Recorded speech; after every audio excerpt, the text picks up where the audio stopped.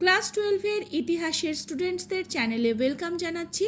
2025-এ পেশাদারি ও অপেশাদারি ইতিহাসের মধ্যে পার্থক্য লেখো, এই প্রশ্নটা খুব ইম্পর্টেন্ট। আমি প্রশ্নটা নিয়ে তোমাদের সঙ্গে আলোচনা করছি।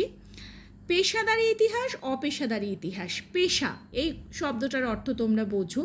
পেশা মানে হচ্ছে জীবিকা, অর্থাৎ মানুষ যেটা করে অর্থ উপার্জন করে সেটাই তাদের পেশা বা জীবিকা।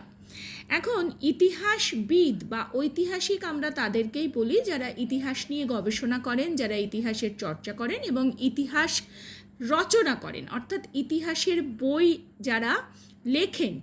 তো এখানে দেখো, পেশাদারি ইতিহাস অর্থাৎ যারা ইতিহাস গবেষণা, ইতিহাস চর্চা, ইতিহাসকে লিখিত আকারে তুলে ধরার কাজটাকে জীবিকা বা পেশা হিসেবে নিয়েছেন, তাদের কাছে সেটা পেশাদারি ইতিহাস। অপরদিকে যাদের কাছে ইতিহাস নিয়ে গবেষণা করা, ইতিহাস নিয়ে চর্চা করা বা ইতিহাস রচনা করা কোনো পেশা বা জীবিকা নয়, তারা ইতিহাসের প্রতি ভালোবাসা থেকে, ইতিহাসের প্রতি উৎসাহ বা আগ্রহ থেকে তারা সেই কাজটা করে থাকেন, সেটা মানে দ্বারা তারা অর্থ উপার্জন বা সেটা তাদের জীবিকা, সেটা করেই তারা জীবিকা নির্বাহ করেন এমনটা নয়, সেটাকে আমরা অপেশাদারি ইতিহাস বলছি। এবার দেখো, যখন তোমরা উত্তরের আকারে লিখবে, এইরকমভাবে মাঝখানে দাগ কেটে দুপাশে পার্থক্য এরকম না করে তোমরা প্যারাগ্রাফ করে যেরকম লেখে সেভাবেই লিখবে। প্রকৃতপক্ষে ঊনবিংশ শতকের শেষ দিকে জার্মানির বিভিন্ন বিশ্ববিদ্যালয় এবং ইউরোপের অন্যান্য শিক্ষা প্রতিষ্ঠানে ইতিহাস চর্চার কাজ পেশাদারি ভিত্তিতে শুরু হয়।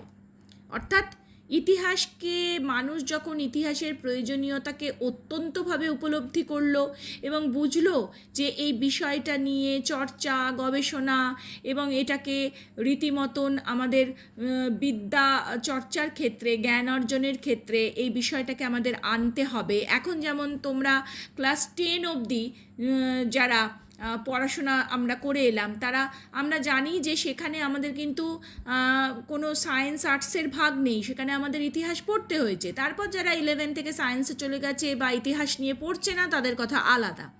তো ইতিহাসের গুরুত্বটা এইভাবে উপলব্ধি করেই কিন্তু পেশাদারি ইতিহাস চর্চার বিষয়টা এসেছে।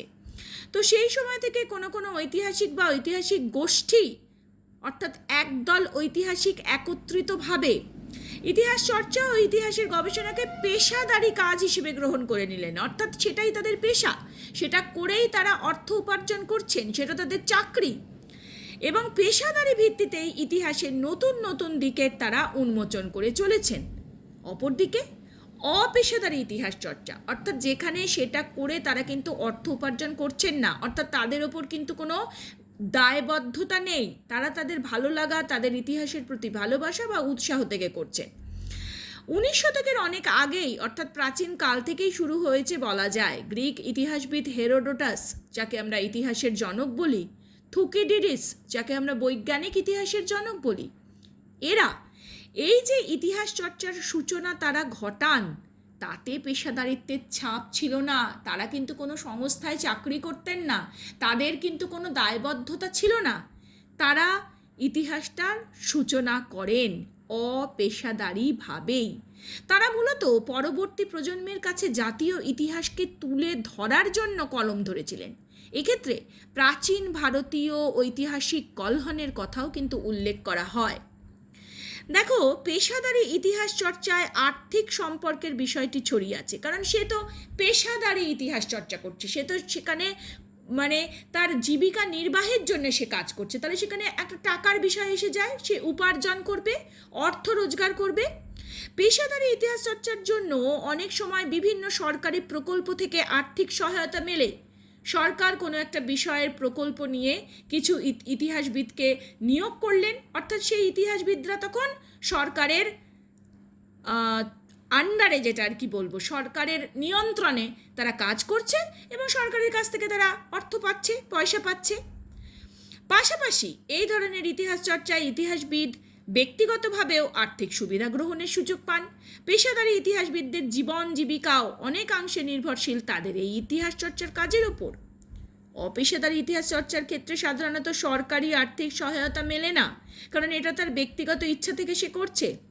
ইতিহাসবিদ বা গবেষকগণ নিজের আর্থিক ব্যয় ইতিহাস চর্চা বা গবেষণার কাজ করে থাকেন। এক্ষেত্রে ব্যক্তিগতভাবে আর্থিক সুবিধা লাভের তেমন কোনো সুবিধা থাকে না। এক্ষেত্রে ইতিহাস চর্চার জীবন ও জীবিকাও তেমনভাবে সাহায্য করে না বলা চলে। পেশাদারী ইতিহাসবিদগণ তাদের গবেষণার কাজে খুব উন্নত মানের আধুনিক বিজ্ঞানসম্মত পদ্ধতি ব্যবহার করে থাকেন, কারণ এটা তাদের পেশা। এখানে তারা যদি ভালোভাবে কাজ করেন তবে তারা ইতিহাসবিদ হিসেবে সুনাম অর্জন করবেন, তাদের কাছে অনেক কাজ থাকবে, তারা ভালো ভালো জায়গায় কাজ করতে পারবেন, তারা অনেক অর্থ উপার্জন করতে পারবেন। সুতরাং তারা অনেক বেশি চিন্তা ভাবনা করে এবং মনোযোগ সহকারে তারা কাজটা করেন।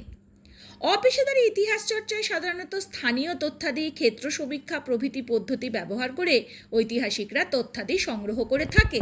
অর্থাৎ পেশাদারী ইতিহাসবিদগণের কাছে তথ্যটা সঠিক হওয়া এবং খুব নির্ভুলভাবে তথ্য সংগ্রহ করা যেমন একেবারেই করতেই হবে তাদের, না হলে তাদের কাজ হবে না।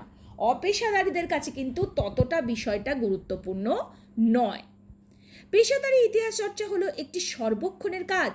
গবেষক বা ইতিহাসবিদগণ তাদের প্রধান পেশা হিসেবে ইতিহাস চর্চার কাজ করে থাকেন।